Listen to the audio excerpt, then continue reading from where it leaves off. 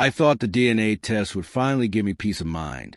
Instead, it printed out in cold, hard times New Roman that my daughter wasn't mine, and the man I had considered as her biological father was, in fact, my own brother. The revelation didn't stop there.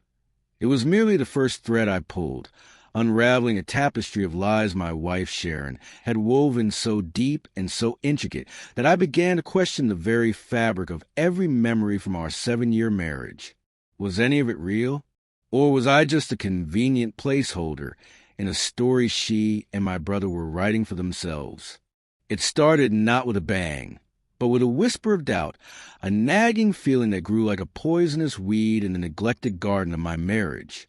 Our daughter, Lily, now a vibrant 3-year-old with curls of color wheat, was the undisputed light of my life. From the moment she was placed in my arms, a squalling, red-faced miracle, I was hers completely. But as she grew from a baby into a little person with a distinct personality, the comments began. They were always casual, offhand, the kind of things people say without thinking. My goodness, Mark, she has your brother Stan's eyes exactly. That same piercing blue. My Aunt Carol would coo at a family reunion. Look at that stubborn severed jaw. My own mother would laugh, shaking her head, just like your father's. And Stan's, of course. It's a strong family trait. At Lily's 3rd birthday party, as she fiercely blew out her candles, a friend of Sharon's remarked, "She even gestures like your brother." That little fist pump? Stan does that when he wins at poker. Each comment was a tiny, almost imperceptible pinprick. I'd laugh it off, attributing it to the quirks of genetics, the idea that a strong family resemblance could skip a generation. She's just a Sterling through and through. I'd say, using our family name like a shield. But the seed was planted, and in the quiet hours of the night, it began to sprout. Sharon and I had met in our sophomore year of college, a whirlwind romance that felt like something out of a movie I'd never dared to believe I could star in. She was everything I wasn't. Vibrant, effortlessly social, with a wit that could disarm you and a laugh that could light up the darkest room. I was the quiet, steady engineering student, happy to be in her orbit. We married the summer after graduation, full of dreams and a boundless, naive optimism. Stan, my older brother by 2 years, was my best man. He was a charismatic one, the natural salesman, the life of every party. He had a new business venture every 6 months and a charm that made you believe every one of them was a sure thing. He and Sharon had always gotten along famously, a fact I'd once cherished. It meant my 2 favorite people in the world connected. But after Lily was born, something shifted. The vibrant, adventurous Sharon seemed to recede, replaced by an often tired, sometimes irritable mother. Our love life, once passionate, became scheduled and perfunctory. I chalked it up to the exhausting reality of parenthood. I buried myself in my work as a project manager, building a reliable, stable life for us, thinking I was doing the right thing. I was the rock, the provider, but a rock is cold and solitary. The moment the doubt solidified from feeling into a concrete suspicion happened at a family barbecue at Stan's new house, a sprawling modern thing he bought with the profits from his latest sure thing, a tech startup. Lily, chasing a yellow butterfly, tripped on the edge of the patio and scraped her knee badly. Before I could even take a step, Stan was there. He didn't just jog over. He sprinted. He scooped her up with a practiced, paternal ease that went beyond a doting uncle. As he cradled her, whispering comforts, the late afternoon sun hit their faces at the same angle. And I saw it. Not just the same shocking blue eyes, but the same unique, scattered pattern of freckles across the bridges of their noses, a trait I distinctly lacked. My own eyes are hazel. My skin is clear. A cold dread washed over me, so intense I felt dizzy. The laughter and chatter of the party faded into a dull roar. I watched them, my brother and my daughter, and for the first time, I saw a family unit from which I was excluded. That night, I lay awake, the quiet hum of the house feeling like an accusatory whisper. Sharon slept soundly beside me, her breathing even, her face a mask of serene innocence I could no longer trust. The following week, I ordered a DNA test online, my stomach churning with self-loathing for even entertaining the thought. When the kit arrived, I felt like a criminal. I swabbed my own cheek first. Then, late one night, I crept into Lily's room. She was asleep, her favorite stuffed rabbit tucked under her arm. As I gently swabbed her cheek, a tear I didn't know I was crying fell onto her pillow. I felt like I was betraying her pure, unconditional love. The wait for the results was a special kind of hell. Every interaction with Stan felt loaded with subtext. Every memory of Sharon and him laughing a little too long at a private joke, or him showing up with inexplicably perfect gift for Lily, felt sinister. When the email arrived with the subject line, "Your genetic match results are ready," my heart hammered against my ribs like a trapped bird. I clicked the link, the screen blurring. I skimmed past the explanations of alleles and loci, my eyes searching for the only words that mattered. And there they were, probability of paternity, 0%. The world didn't end. It just became colorless and silent. I sat at my desk for an hour, not moving, not thinking, just existing in this new, horrifying reality. I confronted Sharon that evening. I didn't shout. I didn't cry. I felt a strange, icy calm. I waited until after Lily was in bed. I placed a single sheet of paper on the kitchen counter, the stark result facing her.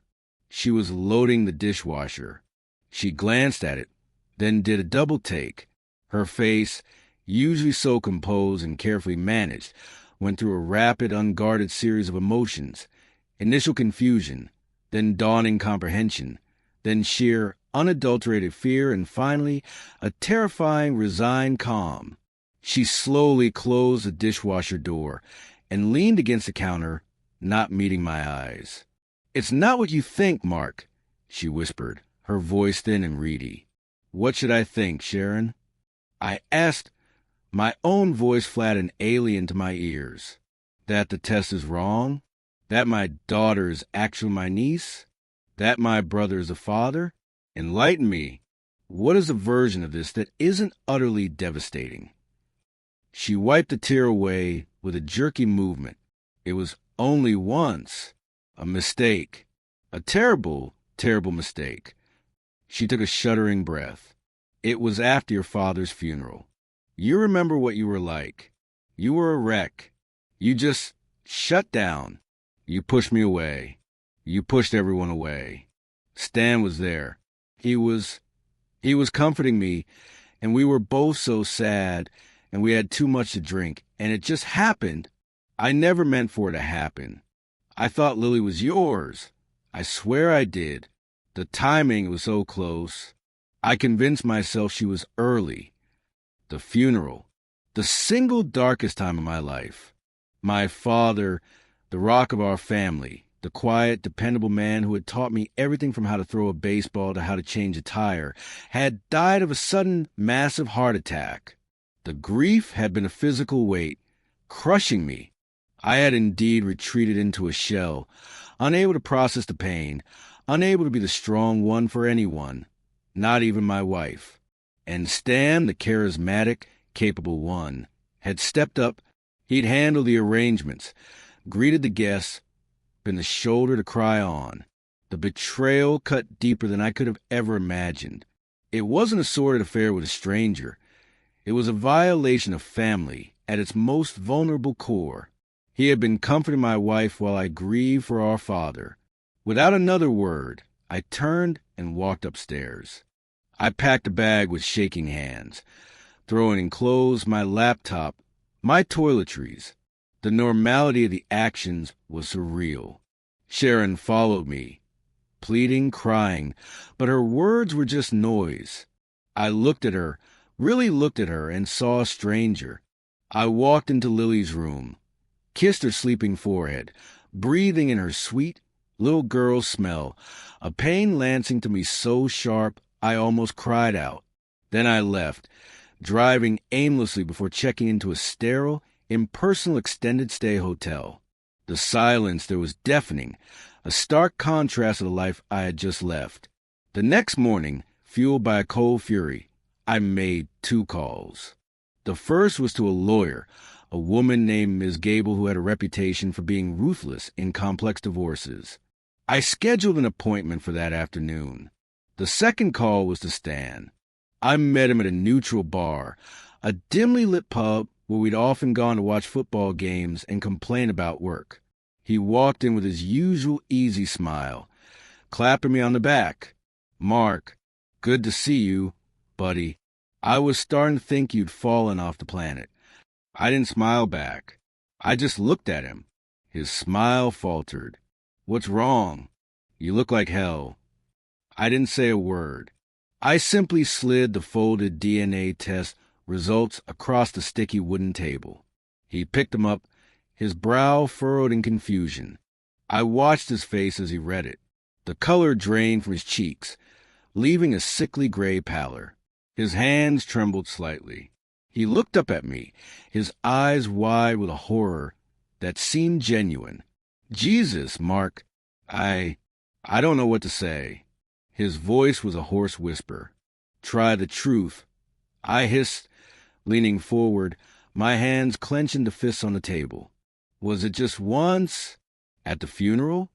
He looked down, unable to meet my gaze, studying the grain of the wood as if it held the answers. "Yes. God, yes. It was a terrible, stupid mistake. We were both a mess, drunk on grief and whiskey. It never happened again, I swear on my life. I never knew. I never let myself think. Did you ever suspect?"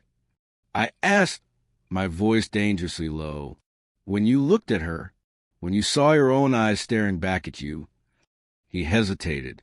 It was only for a fraction of a second, a brief flicker of something, calculation, in his eyes before the mask of remorse returned. But that hesitation was a chasm. I knew, with a certainty that settled in my bones, that he was lying. There was more to the story. Much more. The meeting with Ms. Gable was clinical and empowering. Her office was all sharp angles and cool colors, a reflection of her personality. I told her everything, handing over the DNA test. She listened impassively, taking notes. "This is certainly a complicating factor," she said, steepling her fingers. "Adultery is one thing. Adultery with a close relative that results in a child, that's another. However, the court's primary concern will be the stability and well-being of the child, Lily. We need to be strategic." She warned me that while the paternity issue gave me significant moral leverage, publicly airing this dirty laundry in a contested custody battle could be traumatic for Lily in the long run. Sharon, she predicted, would likely fight for full custody and substantial alimony, using Lily as a pawn. My stability as a parent would be scrutinized. We were heading for a brutal, expensive war. True to form, Sharon's first legal salvo was a doozy. Through her lawyer, she petitioned for temporary full custody, claiming my unfounded accusations and erratic behavior following the DNA test made me an unstable influence. She claimed I had moved out abruptly, was refusing communication, and was creating a hostile environment. She was painting me as the villain. I felt trapped. My own home was being used against me. My love for my daughter was being weaponized. Ms. Gable advised patience and evidence gathering. "We need more than a DNA test," she said. "We need to demonstrate a pattern of deception on her part. We need leverage." Desperation led me to hire a private investigator. Frank was a grizzled man in his late 50s, an ex-cop with a world-weary demeanor and eyes that missed nothing. He didn't offer false sympathy, just a firm handshake and a promise of results. "Dig up everything on both of them," I instructed, sliding a retainer across his desk. Financial records, phone logs, travel history, especially around the time of my father's funeral, and see if there's any other period where their contact was unusually high. Frank was expensive, but he was worth every penny. A week later, he called me back to his office.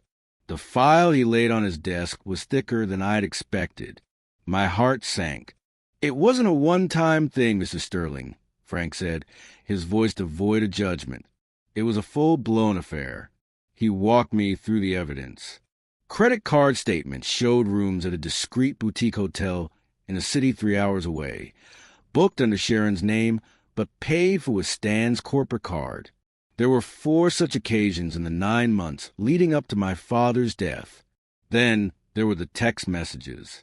Frank had managed to recover deleted texts from an old phone of Sharon's that she traded in. The exchanges were not the words of 2 people caught in a moment of grief-induced passion. They were flirtatious, intimate, and spanned months. They made plans. They used pet names. One, sent by Stan a week before my father died, read, "Can't wait for Friday. This distance is killing me. We need to figure this out, Sherry, permanently." But the most shocking discovery was financial.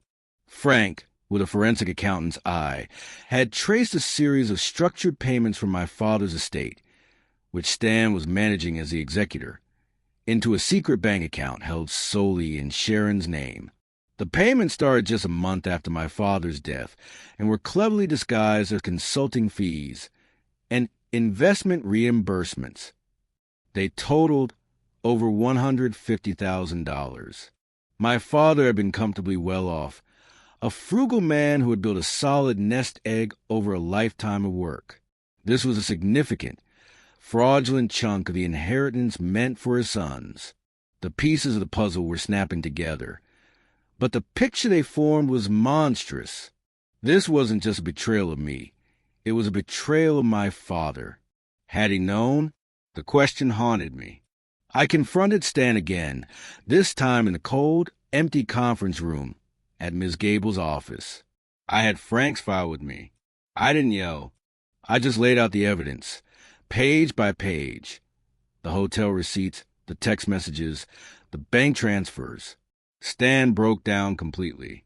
The charming facade crumbled into dust, leaving a pathetic, sobbing wreck. The story that tumbled out was more grotesque than my darkest imaginings. "It wasn't just an affair, Mark," he wept, his head in his hands. "Dad, he knew." The words hit me like a physical blow. "What?" "He found out about us. About 6 months before he died. He came up to the lake house unexpectedly. To surprise you, but you were on that business trip. We were there together. He couldn't look at me. He walked in on us. He was furious, devastated. He said it was the biggest disappointment of his life. He made us swear to end it, to never, ever tell you. He said if we did, he'd cut us both out of the will and tell you everything himself. He wanted to protect you from the mess."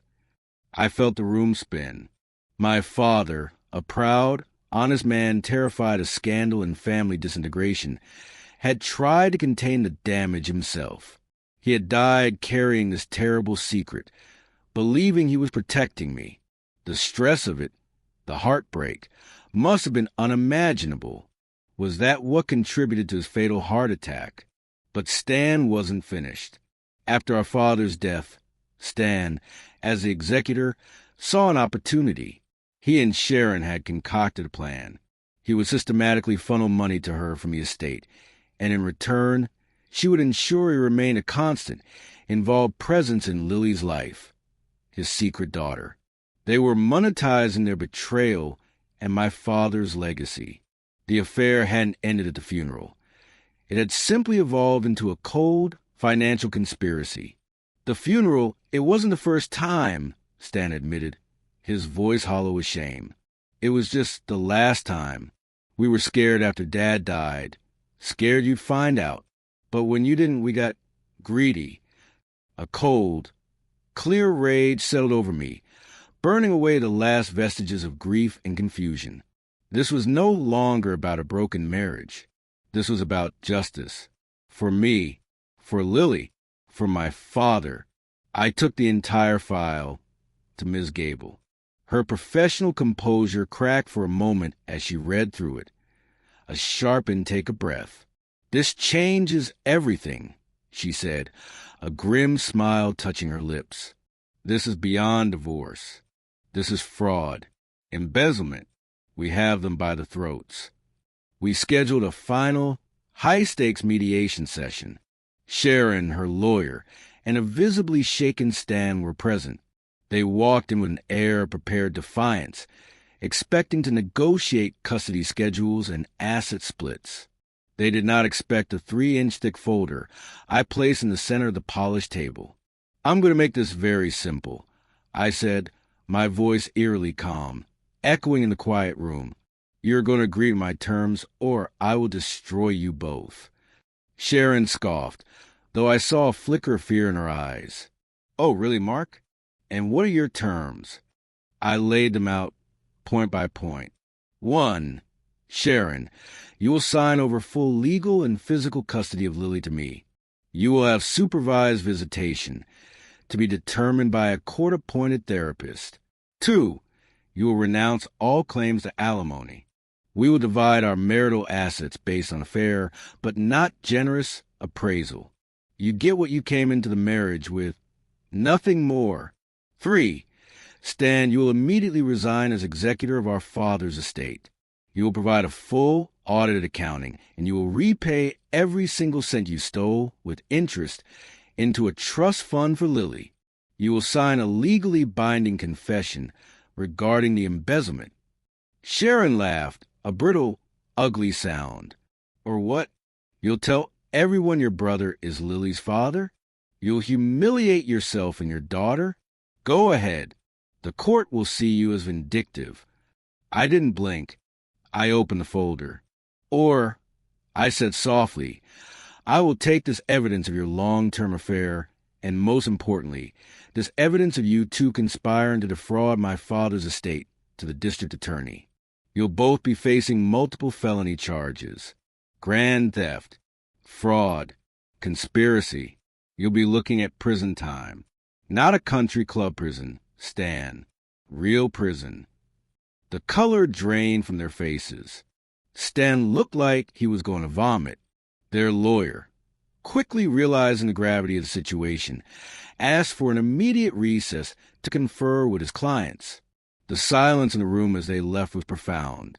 Ms. Gable gave me a slight, approving nod. They were gone for an hour. When they returned, they were defeated. They agreed to every one of my terms. The legal paperwork was a whirlwind after that. The divorce was finalized on grounds of adultery and extreme cruelty. I was granted full custody. Stan, to avoid prosecution, sold his beloved sports car and his share in his latest business venture to repay the stolen money, leaving him financially ruined and socially radioactive. The story, of course, leaked. The fallout was nuclear. Our mutual friends were horrified. My mother, devastated by the double betrayal of her son and daughter-in-law, cut off all contact with Stan. He became a pariah. The hardest part, and the most important, was Lily. How do you explain to a 3-year-old that her mommy won't be living with her anymore, and that the uncle she adores is something else entirely? It's a conversation we are having in stages, guided by a wonderful child therapist. We started with simple truths. Mommy and Daddy love you very much, but we can't live together anymore. For now, that's enough. She is happy, she is loved, and she is safe. A year has passed. Life is quieter, more peaceful. The house, once a place of tension and lies, is now filled with Lily's laughter and the simple, honest routine of our lives. I've started dating again, cautiously. Her name is Emily. She's a teacher, kind and grounded. She knows my history and doesn't flinch from it. She treats Lily with a gentle, respectful affection that warms my heart. The bitterness has faded, replaced by a weary but genuine acceptance. Then a letter arrived. It was forwarded by Ms. Gable's office. The return address was from a small town in another state. It was from Sharon. The letter was full of apologies, flowery, self-pitying prose about her mistakes and her regret. I skimmed most of it, my jaw tight. But one paragraph near the end made my blood run cold. There's one more thing you should know, not to hurt you more, but because you deserve the whole truth. That day your father found us at the lake house. He didn't just walk in. Stan had told him to come. He said he wanted to force Dad's hand, to make him accept us. He thought if Dad saw how much we loved each other, he'd understand. I think the shock of it, the betrayal, I think it killed him, Mark. I've carried that guilt every day. I read the line over and over until the words lost their meaning. Had Stan's manipulation been so calculated, so narcissistically cruel, that he'd intentionally provoked a confrontation that he knew would devastate our father? Had he, in effect, murdered him with stress and heartbreak? I looked up from the letter. Lily was in the backyard, chasing fireflies with Emily, her squeals of delight floating through the open window. Emily looked up and smiled at me, a smile full of warmth and a future I never thought I'd have. I stood up, walked to the fireplace, and struck a match. I held the edge of the letter to the flame and watched as Sharon's words, the final, dark remnant of her lies, curled into black ash. Some truths are too dark to bear. Some questions are better left unanswered. Pursuing this one would only drag me back into the darkness I had fought so hard to escape. I had my daughter. I had my peace. I had a future built on honesty. That was the only revenge that mattered. The past could keep its secrets. I was finally free.